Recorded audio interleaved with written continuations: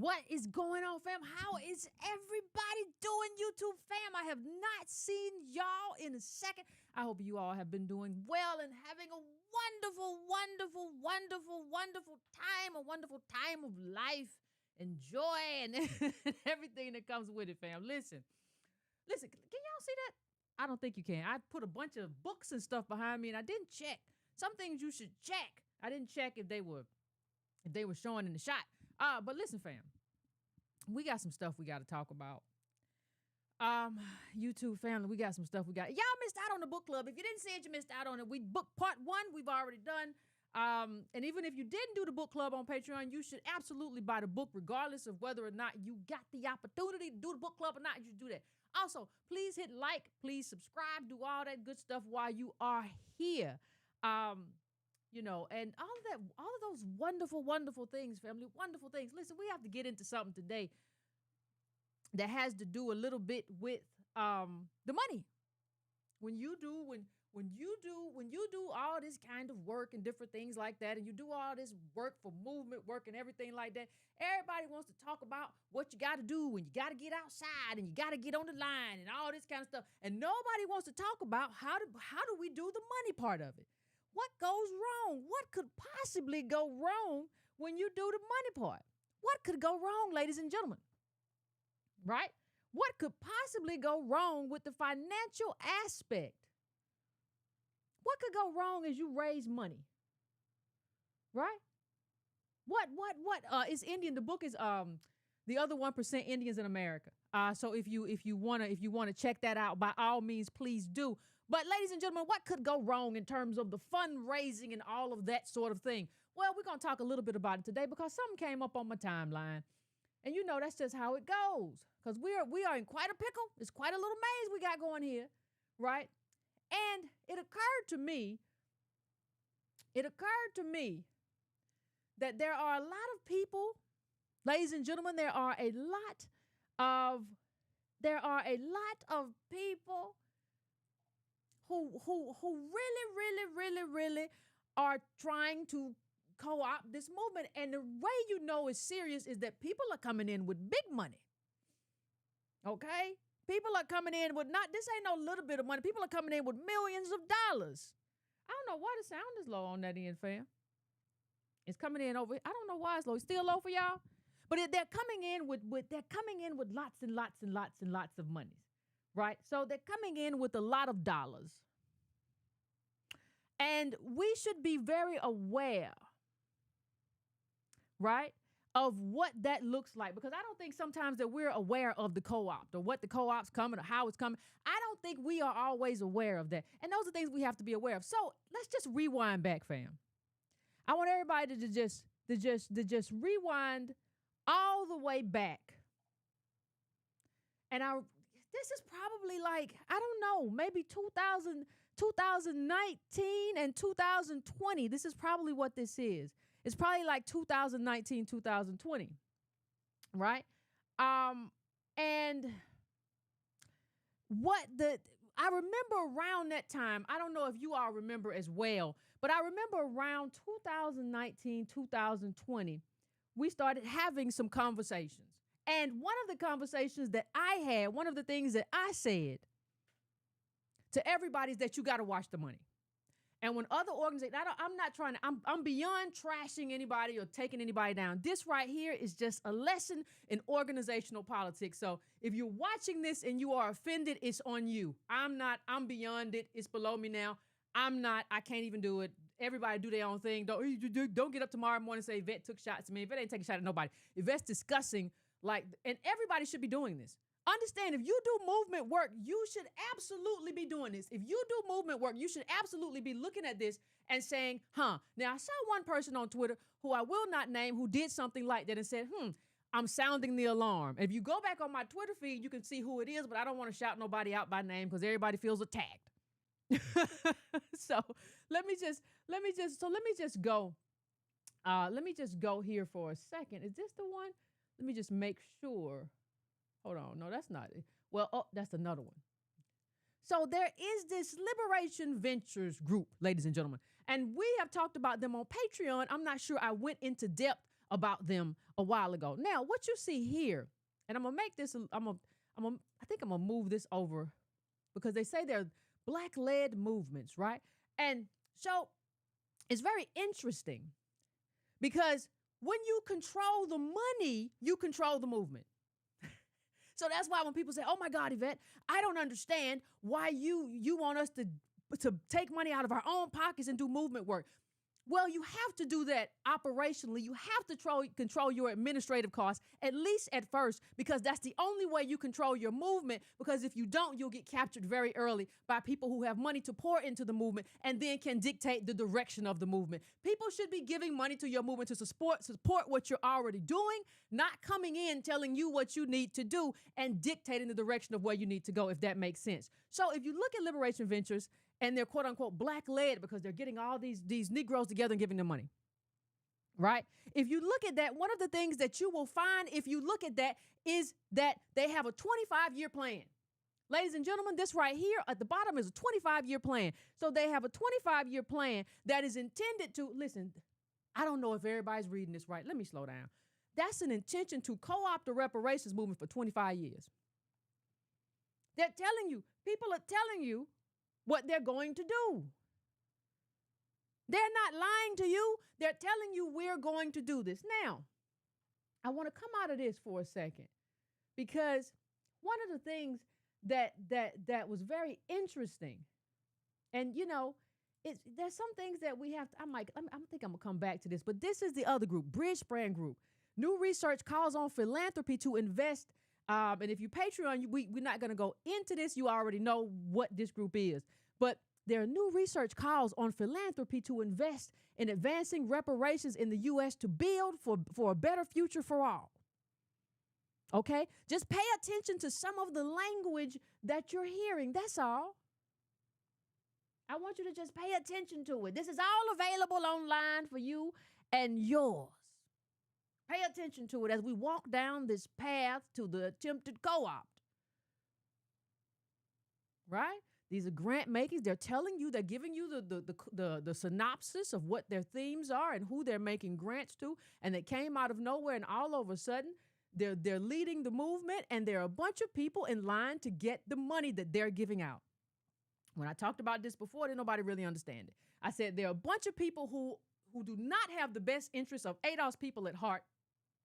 Those people are now entering into this space and giving money, and it's going to be dangerous for you, especially early on before you have a grassroots movement on the ground, to actually come into that. Because they're going to capture you too early, because there are rules to a lot of this money in terms of what you can do. And everybody told me, fam, everybody said, Yvette, ain't no rules. Yvette, you don't know what you're talking about. Ain't no rules to this money. What are you talking about, Yvette? Ain't no rules. They told us we could use this money how we felt. Now, somebody from that initial phase of receiving that money put up something online. I don't know if it's true. They put it up, and I'm going to put it out. They said they were ringing the alarm, and I'm going to put it out. Everybody told me wasn't no problem. Now, I want to make one thing clear. I want to make sure everybody understands how we got here. We all got here because we all agreed.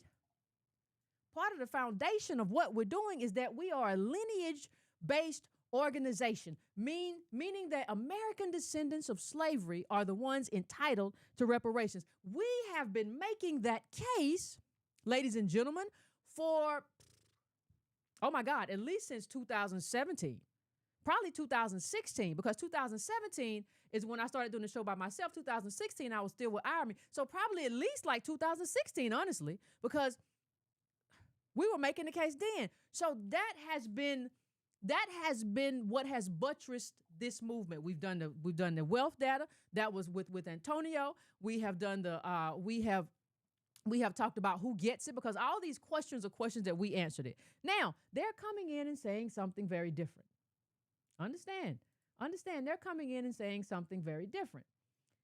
They have, this organization, I want you to understand who they funded.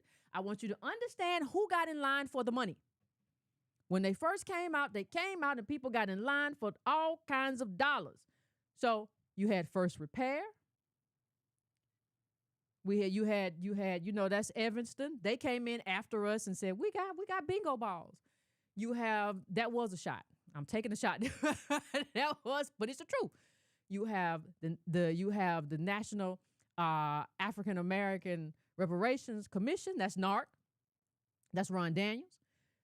You have the National Coalition of Blacks for Reparations in America. That's in Cobra, the usual suspects. And you have NASTY, which is an offset of ADOS, right? The National Assembly of American Slave Descendants in California. So these are the people that you had running to get the money. These are the people, when the white dollar showed up, these are the people that made a beeline. I'm going to fill out my grant paperwork. Yvette, you don't know what you're talking about. We got to have this money. I just want everybody to be clear on who did what. Now, I want to leave you right there for a second. Now that we see who got the money, who ran for the money, I want to pause right there. I want to just take a pause. I want to go somewhere else really quickly, because I want to show you all something that's very important. When we talk about movements that didn't do well, and I hate when I talk about BLM, everybody thinks I'm talking about even the chapters on the ground. No, I know some of the chapters. Some of the chapters were the first ones to say, hey, our national leadership isn't doing anything right? There's nothing there. I understand that. But sometimes, ladies and gentlemen, sometimes it's very good to be able to take lessons away from people who didn't do anything right. That's just what it is. Sometimes it's great to look back and say, hey, these people who failed, what did they do wrong? So I go back to D. Ray McKesson for a second because I want you to understand that it's just not me who's talking about money and the impact that a lot of money has in movements. So when you read this article, I always read about movements and what they say that their mistakes were. So it says, what were the movement's mistakes? Those of us who were there had no clue that the protests had resonated so deeply with so many people across the country. But I think there were a lot of people in the nonprofit space that understood it really well. And they understood that this could be a cash cow. Understand? I want you to understand what D. Ray McKesson is telling us. I want to read that one more time. He said, those of us who were there had no clue that the protests had resonated so deeply with so many people across the country. But I think there were a lot of people in the nonprofit space that understood it really well, and they understood that this could be a cash cow. I remember they came to St. Louis and had this convening. We walked in the room, and it was literally like, if you need money, just ask us, and we will find money for you. I just saw it tear away at this really interesting fabric we had woven together. Not everybody loved each other because we certainly didn't, but we hadn't been fighting about money. Suddenly, the money conversation became the conversation. Suddenly, the money conversation became the conversation. That became the overriding fault line. If there's anything I would have changed, I wish we had all been a little bit more thoughtful about that. Ladies and gentlemen, I'm not just talking. Because just because people are dishonest about some things, certainly does not mean that they are dishonest about all things. And I do believe that D. Ray is honest there. He understands, and he probably understands, and I don't know this, but he probably understands the extent to which, and I think that's what he's saying there, that they all succumb to the pressure around money. See, when you do come from a wealthless group, you have to be very careful with money, because one thing white folk got is money. And the one thing people of color, white folk got to throw at you and divide you and have you doing stuff that you would not do, have you going against all the morals and tenets of your movement, one thing that they always have is money, and they will throw it at you. And if you don't have enough discipline, and if you don't have enough people pushing you, then you might take that money. That's why it's important to build up a grassroots movement before you take that money. And to the people, there are people who said, oh, it's not going to be like that. Let's look at somebody else who had a problem. Let's just take a look back, family, at what people said about what should be done. Power and money and power. For Garza, the entire objective of the progressive political enterprise is the pursuit of power. She describes power as the ability to make decisions that affect your own life and the lives of others. The freedom to shape. Freedom is the operative word here. The freedom to shape and determine the story of who we are. Power also means having the ability to reward and punish and decide how resources are distributed. Ladies and gentlemen, if somebody else inside your movement who is funding your movement is deciding how resources are distributed because they have some language in their grant-making portfolio, you do not control your movement anymore. You are powerless if you cannot decide how resources are distributed within your own movement. How? And for Garza, the road to power passes through electoral campaigns. She is offering a framework for social change that requires pressure from the outside, pressure from the inside, and pressure against the system as a whole. We don't like politicians, and yet it is politicians who represent and make decisions on our behalf. We don't like how power operates, so we shun power, but we need power in order to transform it. The contradictions themselves are not the problem. The problem lies in not being decisive about how we will impact politics so that we change our own lives and the lives of millions who are suffering from indecision. You can learn a lot from people who did it wrong. We can learn a lot from people who did it wrong. We can learn a lot about how to avoid capture. We can. It's just what it is. We can learn a lot about how do you avoid, like every time, like after King got killed, everybody just ran off and Andrew Young is on Wall Street. And how did all this stuff happen? Capture. And the key role of capture, the first thing, listen, let me tell y'all something. We already have a captured Congressional Black Caucus. We already have captured elected officials, and now all of our movements are getting captured. We can't do that, and I see the writing on the wall for this. Garza writes that during the 2016 election, 3 years into her organizing around the call that Black Lives Matter, what we learned was that protest is not enough to shift politics as much as we need them to shift. This is the work of governance. That's why Al Sharpton, she's right. Then that's why Al Sharpton out there marching outside of that man's office is just the dumbest thing in the world. But all he know how to do is march. That ain't gonna work. But transforming the lives of Black people and really all poor and working class people in the United States requires more than governance. As Garza suggests, it requires a massive redistribution of wealth that will require extraordinary political pressure generated through protests and social movements. You have to have a social movement that you actually control. And I want to show you how they capture people. So first, when ADOS was founded, and we started pushing for this. We were all over the news, and all of a sudden there was a blackout. All of a sudden we was on the news, and then we wasn't on the news no more, and we don't know like as much, and then we don't know what happened. And all of a sudden we were Russians and we were bots. So first of all, they get involved in a war of disinformation and misinformation, accuse us of being stuff that we're not. That's part of it.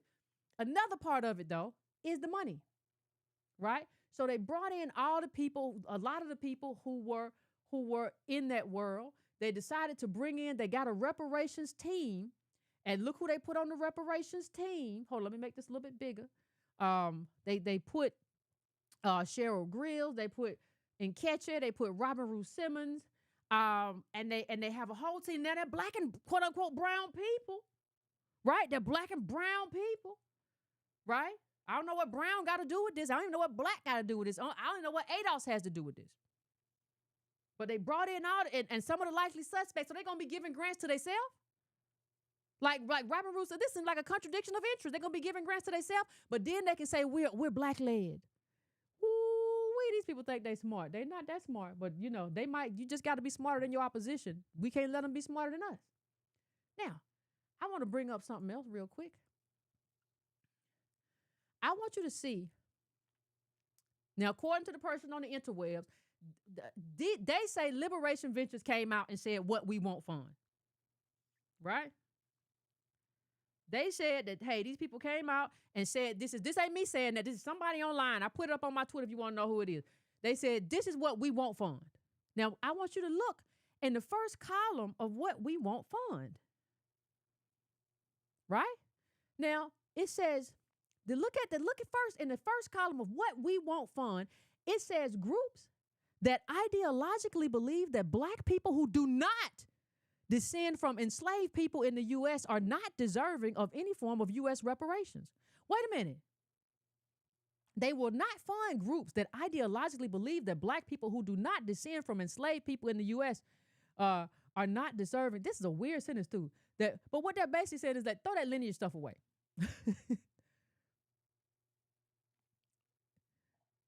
If you don't believe that it's about all Black people, throw it away. Now, that's how we got it going. The way we got this whole thing moving is based on lineage, because it's the only thing that makes sense. Why in the world would white people just give money to anybody? They're saying, if you want to get money from us, you got to get rid of lineage as your framework. Now, wait a minute. Y'all told me that it was the event. We just did a conference. You don't even know what you're talking about. They didn't even make no guidelines or stipulations. That ain't even what they saying. You don't even know what you're talking about, Yvette. They said we could use the money however we please. Ain't that how the drug dealer get you? Hey, try this. You ain't even got to pay me for it. You just going to try it. It's on the house. Right? They saying you can't do this ADOS stuff no more. Listen, all of this stuff that's happening is a reaction to us. Because ADOS is about American descendants of slavery. What they're saying is that if you are ADOS or if you are one of the splinter groups that comes out of ADOS, we're not doing that. What they're telling you is that you don't get to determine the direction of your own reparations movement. And if you're going to take the money, let's see. Let's see who has the guts not to go back and take that money. You don't get to tell me what reparations mean for me. And I want to show you who, you know, that bridge span thing I just put up. I want to show you who they list, because bridge span, liberation ventures, decolonized wealth, they all in this whole little hodgepodge together. It looks like it's a whole little network of people who have said it's money in here. I'm gonna get this money. Right?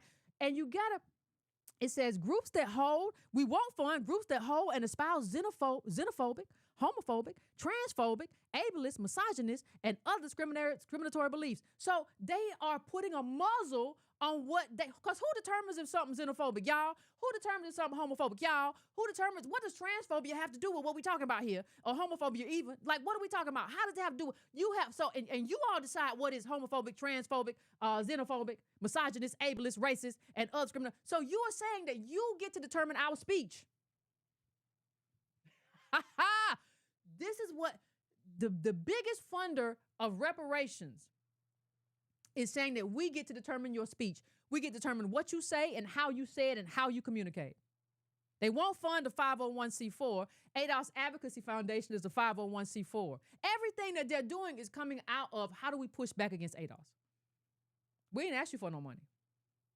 But everything that they're doing is pushing back, except that international piece. Now let's go over to the other part, what we won't fund. Groups that publicly attack individuals within the movement, e.g. on social media. Who did that? Wait a minute. I wonder, let me tell y'all something, fam. I wonder why everybody went quiet. Right? It's a lot of people who have been making a lot of noise and talking. And I ain't been paying attention. Been talking Yvette, blackity black, Yvette ain't this, Yvette. They went quiet. I said, I said, that's good. Maybe they grew up. No, don't look like it. It looks like what happened is that the money was on the line. Right? They're going to replace lineage with race, and they're going to dictate how you talk. Right? What does that say? Yeah, they're going to dictate how you talk. They're going to dictate how you speak. They're going to dictate how you interact. You can't do this online. They have remained. I'm coming out the little square, fam. I'm coming out the little square in a minute, infamous Eli. But they have decided what you can say. Like, understand the transition here. You are now being led. Groups that plagiarize. Well, you need to get in the co-hand and jump. Anyway, groups that plagiarize, groups that publicly attack individuals within the movement, social media, without thoughtful regard for constructive criticism versus degrading individuals, and without purposeful decision about private versus public engagement. Groups that engage in any kind of sort of physical, emotional, or sexual violence. So what is emotional violence? How do I engage in emotional? Child, listen. They have taken the little square moving to Eli. It's just moving all around. but look, they have decided. I don't think you all understand.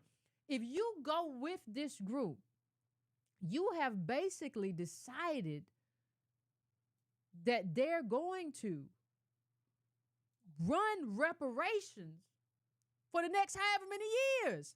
They said 25. They got a 25-year plan. Remember I put the 25-year plan? They got a 25-year plan.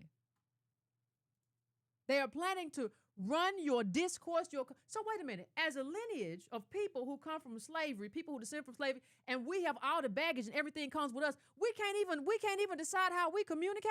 I may disagree with a lot of people, but I get to decide how I fight with them, and they get to decide how they fight with me, and we get to decide what our discourse looks like. Who gets to come in between an ADOS fight? This is a family fight. Who are you to come in here? Oh, because you got a few dollars? You got a few dollars? That's what you're finna come in here and do because you got a little bit of munchies? So you got a little bit of munties. You finna come in here and tell us how to behave and how to act and what we can't say and what we can't believe and what reparations looks like. That's the danger of the money. Fam, that's the danger of the money. They done told you what they gonna fund and what they ain't gonna fund. And understand liberated capital and all this stuff, they have something for indigenous people. They're already trying to kind of expand this out. Right? Now, mind you, I want to show you this little guy who's with Nicole Hannah-Jones. These people were both at Edgar Villanueva's conference, right? Coates and Nicole Hannah-Jones. And he is listed as one of like the black community leaders for reparations. Now, I want to say one other thing. Didn't I tell y'all? Everybody tried to tell me, no, Yvette, you got to leave these people alone. They good people. They all want the best. No. That's not what I'm saying. Because I'm finna bring up all the faces from that. You remember the bridge span group hold on, let me bring this group back up here. Let's bring this right back up here. Let's try to connect the dots. Didn't I tell you? The people know they're good people and they want reparations. And they, no, Yvette, no, Yvette, they're great, wonderful folk. I don't understand why you would be mean to Nicole Hannah-Jones. Ta-Nehisi Coates wrote that thing in 2014. That was a decade ago. He ain't did nothing since except collect speaking fees. So let me just take you to like the group that I told you about. That's looking for. Remember what DeRay McKesson said? They're gonna find some money. Right? They're gonna find some money. So this is the bridge span group. And you pay attention to this little indigenous Latino looking fella right here with Nicole Hannah-Jones. The bridge span group is all about philanthropy's role in reparations and building a culture of racial repair, right? And they have leaders that they have selected, right? The bridge span group, not us. They have leaders in the community who they have selected. I want to show you a few of them. Y'all told me a lot of people I don't understand, Yvette, why you have a problem with some people. They seem like wonderful people. Well, here's a problem. Let me see. This is the first wave of the bridge span group's black leaders. Robert Rue Simmons and Kechi Taifa and William Sandy Darity. Hey, fam, did I call it or did I call it? Hello? Oh. What is this? What are y'all doing with this group? Like I thought we were going to be led by us. What do we need all these groups that are trying to pour philanthropic dollars into the community? What do we need this for? What's going on? I'm just trying to figure it out, fam. Y'all can tell me. I want somebody to tell me.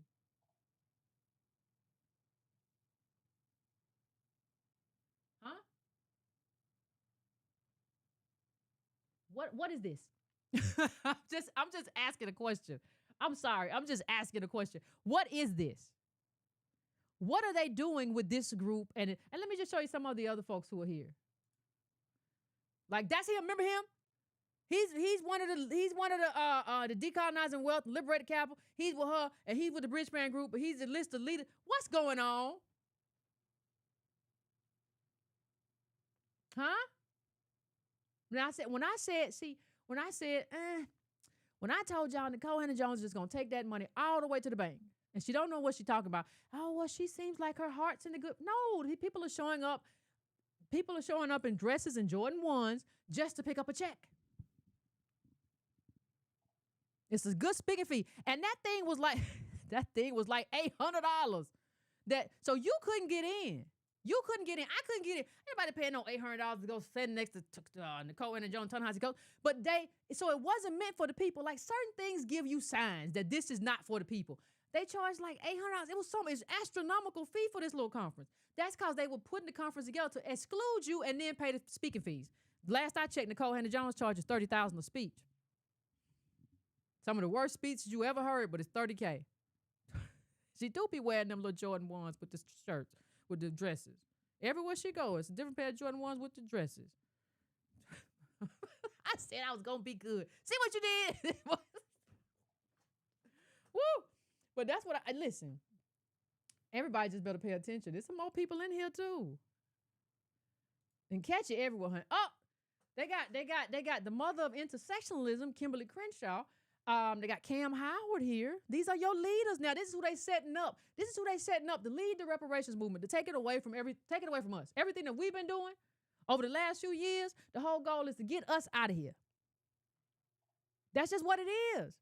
Yeah, it was 800. It was 800. I was like, good Lord of mercy. Because I don't mind being the fly in the buttermilk. I was just gonna go down there if it was something normal, 200, something around there, 250 or whatever, 300, 400. I'd give 800. You gonna charge car note money? Ain't nothing wrong with 200. Ain't nothing wrong with 3. Ain't nothing even 4 for me if it's a really good car. You gonna charge what? 8? That was a bit much. But fam, they have already decided who your leaders are. They have already decided what everything is going to look like. And so, listen, what I'm trying to tell you, that's this group. So if you want to look this up, this is the title that you'll want to look up. Right? And what we have to do, fam, first of all, we can't take no money from this. That's first of all. Those of you who see this and see what the new requirements are, the solution to this, don't take no more of their money. You made a mistake. Don't make the same mistake again. Don't take, because this whole thing, and they're not going to give you no money. Like, this whole thing is designed. Let me see. Hold on. I had something else too, fam. It's designed to just get us out of here. Right? That's what it's designed to do. And let me see if I can find this other. I had another. Give me 1 second, fam. Let me see if I can find. Oh, let me see. Hold on a second. I gotta find this. I gotta find this other one I had. I had another thing in here which showed something else, because they've been up to all kind of stuff. I could have sworn. Hold on a second. Hold on a second. I could have sworn. That ain't what I meant to bring up. I just want to bring up the regular. Bring it up. I could have sworn I had. Let me see, fam. Because there's something else that already showed what they're trying to do. Because they're already on the road to doing some dastardly things. Right? And I thought I had a clip to show it. But I don't see it. But they're already, somebody already wrote an article with them saying that, hey, we are, this is a movement that is going to be in the LGBT community, and there's a natural, there's a natural affinity or affiliation between the LGBT community and all this stuff. So they're already moving like. They're already, I guess the way to put it, they're already kind of moving the goalposts, if you would, right? And everybody's got to be real careful about that, because this is meaningful. I don't see it, fam. I don't know what I did with it. I had another one because that showed that, like, yeah, this is. Oh, I think this is it. Hold on a second. Let me see if this is it. Yeah, here we go. So, LGBTQ Nation. The reparations and LGBTQ rights movement are aligned. Let's harness the power of a united front. Now, we haven't asked anybody to harness anything. If anything, the one thing that we have asked, right? The one thing that we have asked and we have said is that please don't team us together with nobody else, right? This is a specific movement for a specific group of people. Please do not combine us and force teaming. Don't do that to us. That's what we have asked. And they have said, we're not going to do that. Nobody respects our wishes. And somebody says, one of the writers of this, and I heard it was an Asian and a Ghanaian who wrote this. I think Non-Human Media One, at Non-Human Media One, put it up on Twitter, right? As a queer black man and a queer, here we go, Asian man who both work also as social change advisors, we can't ignore the intersection of this attack. It's from this vantage point that we come to the topic of reparations, a comprehensive federal program that addresses the legacy of slavery and the centuries of documented race-based policies thereafter, which the same anti-equity forces opposed. Over the past year, we have been a part of a team responsible for new research from the Bridgespan Group and Liberation Ventures on the roles philanthropy can play. Isn't that just who I talked about? They are making a play for this to be another Black Lives Matter. Listen, ladies and gentlemen, we have lived through, I want everybody to understand this. We have lived through this. We don't need to do this no more. We have lived through people trying to merge LGBTQ and trans and people of color into one thing. That was the Black Lives Matter experiment. Black Lives Matter threw everything in the bucket. It didn't work. But that's not why people do that. They do it. We still don't know what a BLM money is. They do it because the money comes through that. Then they go and tell the Negroes, once you start getting millions and 100 million, they say, Negro, you can't handle that kind of money. They say, you little Negroes can't handle that kind of money. We have another foundation whose job it is to handle the money for you. Right? So they get you to do all this stuff with all the groups in one hodgepodge. We all in here together, and then you get a bunch of money because of that. Now, mind you, the people laying dead in the street are ADOS people usually, especially ADOS men. But when the money comes in, the money go to everybody. We still don't know. Apparently, I think Antonio did a show, and I did a show one time, too, about how the Tides Foundation had something, allegedly, something to do with the Black Lives Matter money. We still don't know where all that money went. Heck, we don't even know where the Black Lives Matter women went. Where is Alicia Garza and Patrice Cullors? We don't know where they at. The last time I saw Patrice Cullors, she was somewhere crying, talking about Candace Owens was outside. You don't even know where they at. So we don't know where the money, we don't know where they at. Meanwhile, white folks and other folks who gave money and other ADOS people and black people, everybody who gave money is like, I don't want to get the money to nothing no more because I gave the money to y'all last time.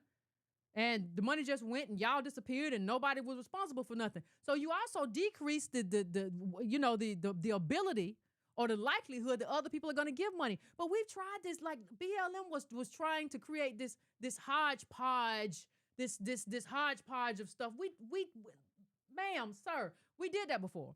And he's also, now when it comes to him, and I think Reggie called in before when we first did the show, this Edgar Villanueva fella, he was the one who came in, and he has another group that gives money to indigenous people, and that money goes only to indigenous people.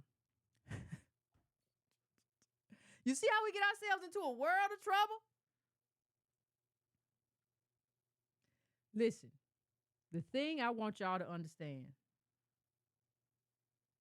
we first of all cannot be led by people. We can't.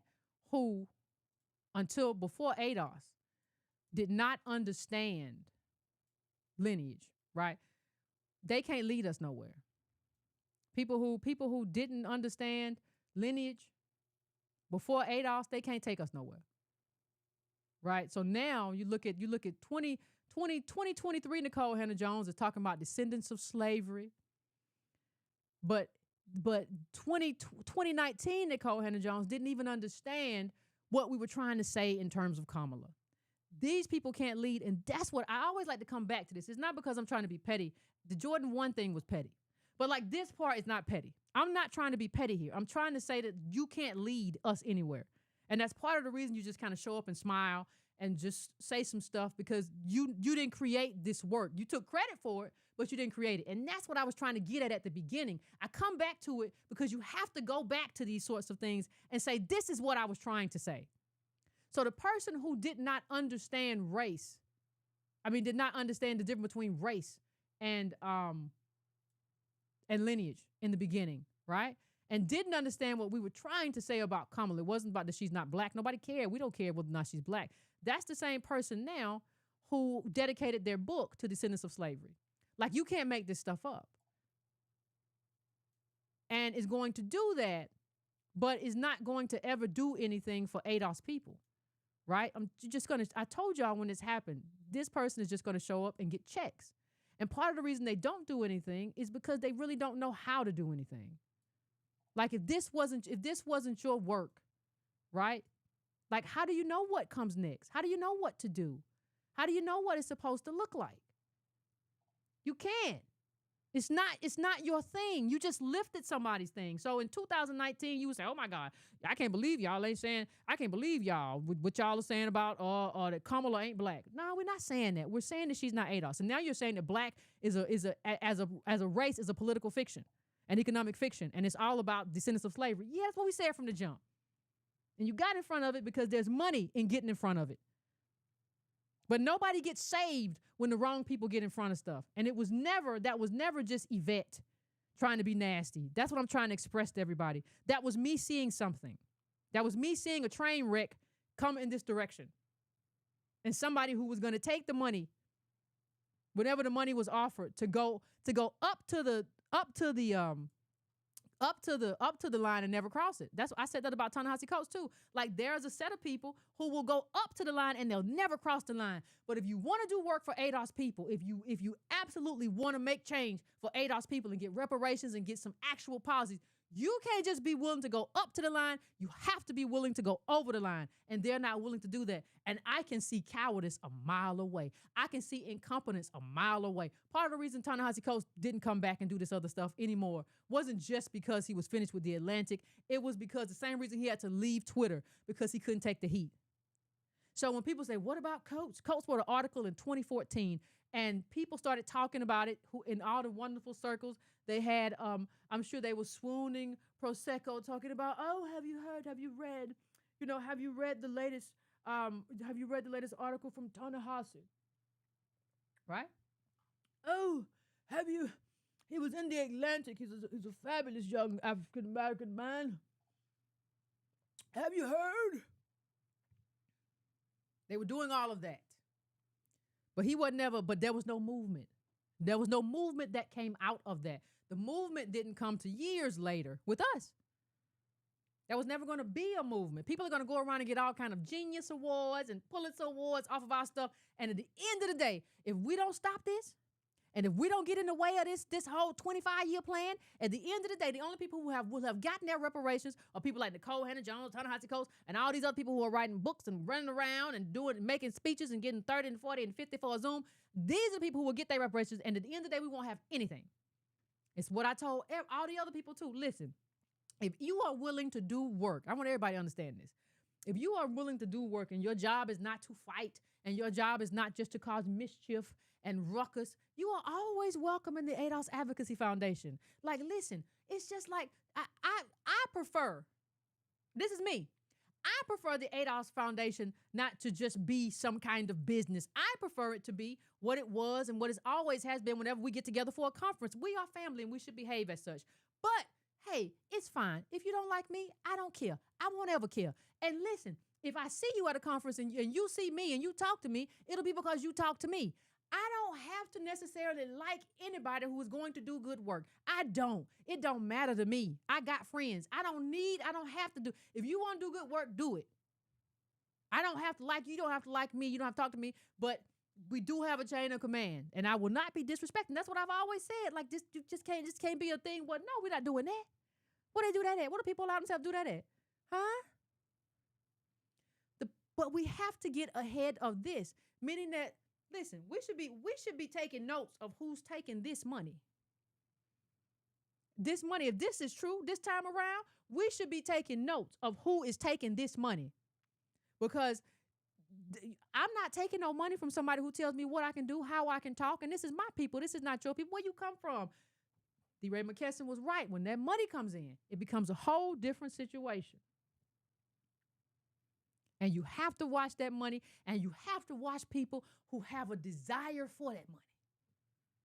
I ain't gonna use my money. I got things I could do. I got people who needed to have conferences when they didn't even have a movement. You didn't need to do that. And I'm not trying to be mean. It's just like, if you don't need to do it, don't do it. If you don't need to do it, don't do it. Why would you? If you don't need to do it, what's the point of you doing it?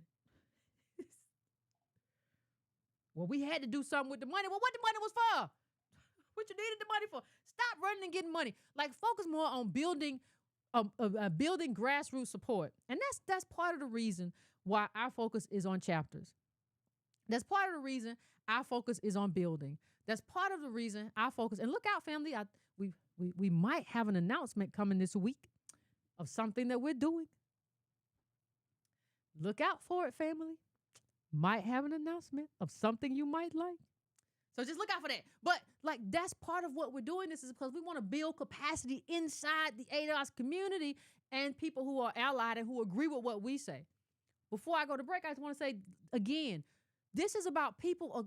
When you, if you are running or a part of a movement, the thing that has to happen is that people have to agree with what you say. They're giving money to support what you're doing, not to dictate what you're doing. Nobody gets to tell us what to do. So you can't listen. It's gonna be real interesting if y'all can talk trash to me online, but you can't talk trash to them people. If y'all can tell me no, but you can't tell them people no, right? It's gonna be real interesting. Also, if you want to get a snazzy ADOS Advocacy Foundation, start a little ad in the middle, please go to adosfoundation.org and get you a little merch. But yeah, and all the money goes to ADOS. None of that, none of the stuff at the foundation goes to me at all. It all goes to the movement and what we do. So, I just had a little ad in the middle. But fam, listen, we got to get ahead of this. And the only way to get ahead of this is to be self-led, right? And I've always said that. I've always said that nobody else should be leading our movements. We can have whatever disagreements we want to have, but nobody should be telling us what reparations looks like, what we get to say. And the only way they're able to do that is through money. And the only way that you're able to tell them to go away is by rejecting the money, at least early on. Understand when the Hispanic community was taking money from the MacArthur Foundation to become Hispanics, part of the thing that made that possible was that the country wanted the same thing they wanted in a lot of ways, right? Because that kind of got in the way of ADOS really getting anything. So like it was in line. We're not in line with what the country wants. So we can't go that route. So just be mindful. And I know I've said this 3 times, but I just want to say it. What we do, the stuff that we do, people have to support. If they're going to give money, give money. I support what you do. I love what you do. I'm giving money because I love and support what you do. Not I'm giving you money and I have, there's a bunch of stuff that you can't do. Because that's not how you advocate. You can't advocate that way. You can't advocate without being able to be honest. You can't have any kind of freedom without being honest. You can't speak truth to power if power controls what you say. If power has its hands up your back as a puppet, you cannot speak truth to power when power is controlling all of your funding. So we have to be mindful of that. Everybody has to be mindful of that. And you sometimes you just have to say no. You have to have your own operational budget when you start taking in money, especially any kind of money, especially big money, because if you don't, what happens is you're like, oh my God, the light's gonna cut off.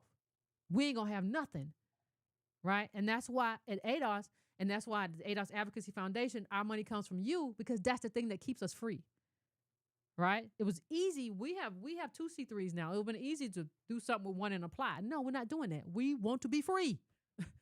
I need to be free to say what I want to say. I don't wear muzzles. I'm not a dog. I'm not a puppy. I'm not none of that. I don't wear no muzzles, and I won't. It just is what it is. So, fam, let me just take a break. I'll set up the phones, come back, and hear what you got to say.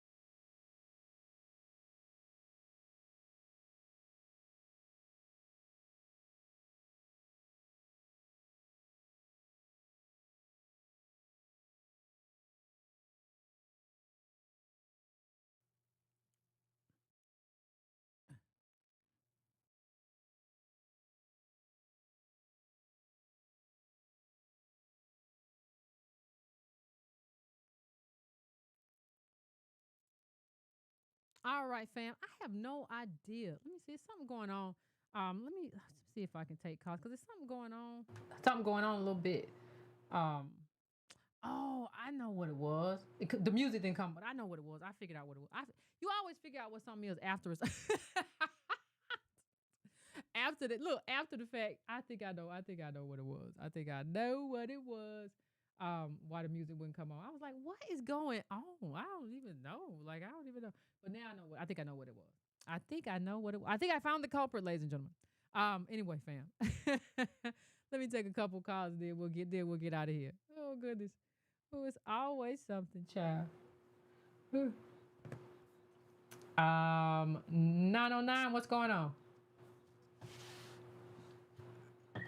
Hey, Yvette, welcome back. This is Dr. Soul Brother. What's going on, Soul Brother? How you doing? Oh, I can't call it. Been busy and all of that, but just trying to stay on track here. Just so you know, you'll be hearing more of my show on a more regular basis. Okay. I've been having some gaps because of a lot of interference, but I'm getting it together. But the reason why I called in was this: I'm really concerned and confused about this whole thing with the reparations. Here's what I mean when I say that. It's looking like what's happening is, well, first of all, let me say this out the gate. Many of us didn't understand, myself included, that when in Cobra, because I've been hip to in Cobra since the 90s. I think they've been around since the late 80s, but I got hip to them in the 90s. I didn't understand, as well as a lot of other people didn't understand it. When they were talking about reparations, we assumed that it was a given when they talk about those of African descent, that it was a given you were talking about those who had lineage here. Only to find out that, no, this thing about including other black folks, the African and Caribbean, that was their whole thing out the gate. But a lot of us didn't realize that. Okay? And the other thing is this. It's interesting that when you and Tone draw the line in the sand when it comes to lineage, that's when folks, frankly, got their drawers all up in their bunch. You still there, caller? Hold on a second. Did something. Okay, go ahead, caller. Yeah. So when CARICOM talks about reparations from the Queen, rightly so, they don't include Black Americans. I don't expect it to. But here's the thing: there's a woman, Vereen Shepherd. You probably seen this on YouTube. There's a clip where she's talking about we're saying that it's divisive on the part of Black folks in America in terms of wanting to just deal with Black folks in America as it relates to reparations. And she called herself speaking on behalf of her countrymen who are here in the United States. She ain't here. She's in Jamaica. But my point is, she calls herself speaking for them. But here's the worst part. When she's talking like that, she's speaking on behalf of CARICOM. It ain't like CARICOM said, well, she don't speak for us. No, that is what has caused me, I can't speak for everybody else, to look at CARICOM side-eyed.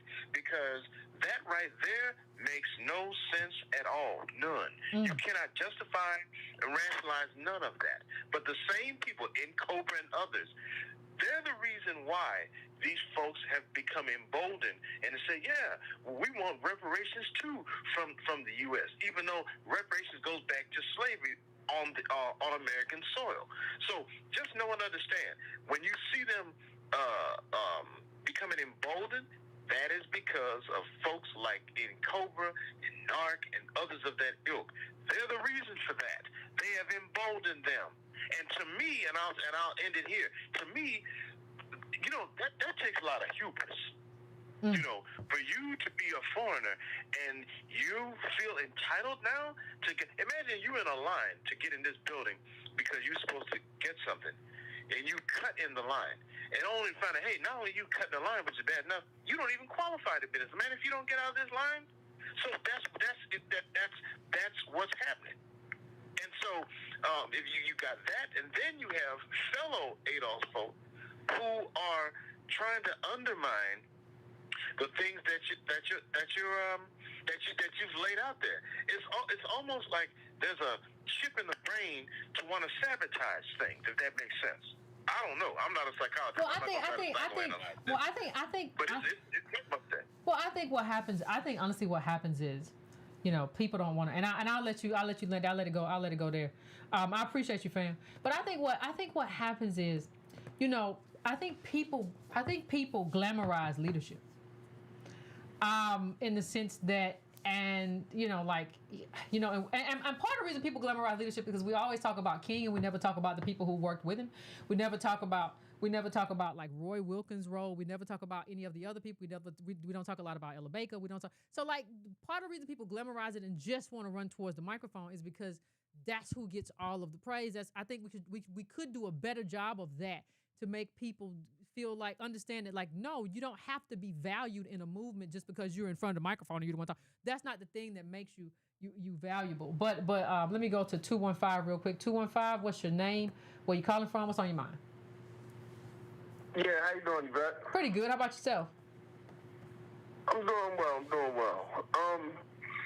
I think it's pretty disconcerting that there's so much opposition to you and Tone, and I think a lot of that opposition is because ADOS is the only grassroots, organic, political movement for black people in my lifetime. Mm. And the fact that there's so much fear of an organic black political movement is really disconcerting. I want to point out one thing about the Liberation Ventures thing, right? Mm-hmm. One of the things that they said that they won't fund, right? Mm-hmm. Groups that hold and espouse, groups that ideologically believe that black people who do not descend from United States are not deserving of reparations, right? Mm-hmm. But they did give a grant to the one group that said that they do support that. Mm-hmm. Well, they said they're not going to do that no more. Go ahead, I'm sorry. I said they said they're not going to do that no more. That stuff they did before. Okay, they said they're not going to do it no more, but they did do it in the past. Mm-hmm. Okay, so they funded the group in the past, but now that ADOS on the move and that ADOS is forming, is being more active in forming committees. Now they're going to stop. They said they're going to learn you. They said they're going to learn you and me. They said they're going to learn us. They're going to teach us. Right, because that article that you brought up, where it said as a queer black man and queer Asian, it's from this vantage point that we're going to have a federal program that addresses the legacy of slavery for centuries of documented race-based policies, whatever. That was about black people that descended from slavery. Mm-hmm. So how are they funding them? How are they in collaboration with them when that goes against who they're funding? And I don't think that it's that policy that they're against. I think what they're against is ADOS led by Antonio Moore and Yvette Carnell. I think that's what they're really against. I don't think they're against the policy. And let me say one thing. I agree with you. I think everything that they're doing is to get in the way of ADOS, because what they want to say is like, listen, we're not opposed to reparations going for descendants of slavery, but we want them to go to everybody else too. So if you believe that they should only go to ADOS, then we don't want you here. And that's exactly what we believe, because that's the only thing that makes sense. Right, because it's about the group that built the country and the group that was oppressed inside of the country during and after that building. And so that's what it just it's common sense. If you brought an alien down here and say, listen, this gets slavery, the people who built the country and were slaved and then they were oppressed, they're the ones. Or is it everybody with melanin? They'll be like, of course, it's just you. What are we talking about? so I think that's part of it. I think we stand in the way of them including everybody else. I think one of the ways that they deal with this, the same thing that happened, I think, with BLM. BLM started one way, and before you know it, it was LGBTQ, LMNOP, QRSTUV. It was before you know it, it was our Latino brothers and sisters. Before you know it, it was everybody. And so I think that's what they want to do here, like siphon off everything and give it to everybody, and then have a bunch of money for themselves and get some laws passed, maybe something that'll help them. And at the end of the day, we don't have anything. That's what they do. They take our whatever movement energy we create, they take it and use it for themselves and the money that comes with it. And if we stay in control, like what you're saying, if we stay in control, like if I'm in control, like in the ADOS Advocacy Fund, and we're in control, that becomes a problem for the people who want to misuse our movement and use the energy and the resources from that movement to benefit us and everybody else. We benefit the least. Everybody else gets a bunch of everything. They get everything from accolades to money to attention. And at the end of the day, it's over with. Same thing happened with BLM. At the end of the day, it's just finished. And you don't know what happened. And everybody done ran off. Yeah, and again, I think that BLM was successful in one thing, and that was ensuring that any subsequent black-led political movement is under increased scrutiny when it comes to donating money to them. Yeah, I agree. And I blame white people too. Listen, white folk, nobody told y'all when you go invest in a stock, you look into it, don't you? Nobody told you just to throw your money after whatever little Negro thing was out there without, actually doing some due diligence. I blame y'all too, because they never show any kind of, they went, I can understand the first year, but they went years without having any kind of, what law did they change? All that money, I'm not talking about all that money. What laws were changed? What redistribution of wealth with all of that money, the hundreds of millions of dollars? Where did it come from? They said they might have $1 billion. Where did it go? It's like how many licks it takes to get to the center of a lollipop. The world may never know. So, the world may never know. It's sad. It's really sad. But I appreciate you taking the time to take my call and keep it up, y'all. Y'all keep marching. I appreciate it, fam. I appreciate it. You have a good one. The world may never know. Yeah. I agree with him. The world may never know. All that money and all that resources you could what you could have did with all that money. You know what you could have advocated for? And I don't even know. Like Campaign Zero is this other thing. There was another thing. Did I bring it up? I don't think I did. But that was another movement. Was with DeRay McKesson, and he fell out with the two people, whatever. And I understand falling out with people. I totally understand that. But I'm saying that, like, at one point they said they had like 40 million in the bank or whatever, and like nobody know what happened. So it's. I think I go back to it, and I can end here probably because we didn't get many calls tonight. But I think I want to go back to what DeRay McKesson said. He said that, like, people said, we can get you money. We can get you funded. Like, we didn't know what we had, right? But other nonprofits did. And what I'm telling you is that I know what we have. In terms of this movement, I know what we have, right? I'm not derailing them, and I understand how they were green or whatever, and I understand how they got co-opted, but I know what we have in terms of this movement. This generation will not see another movement like this one. I don't care what nobody says. I know what we have. But the question is whether or not we can keep it. The question is never is never whether or not you can.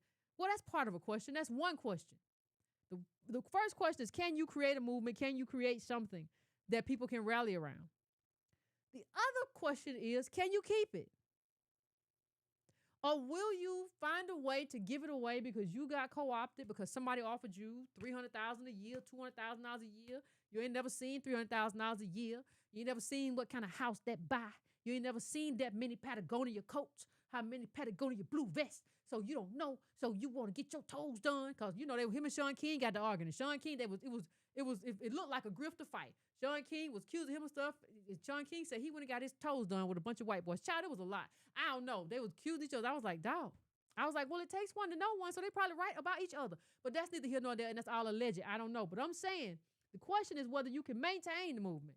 The question is not whether can you after you create the movement. The question is whether or not you can maintain it, whether or not you can keep it, or you going to let somebody come in and make you a figurehead and a face of a movement that you don't run.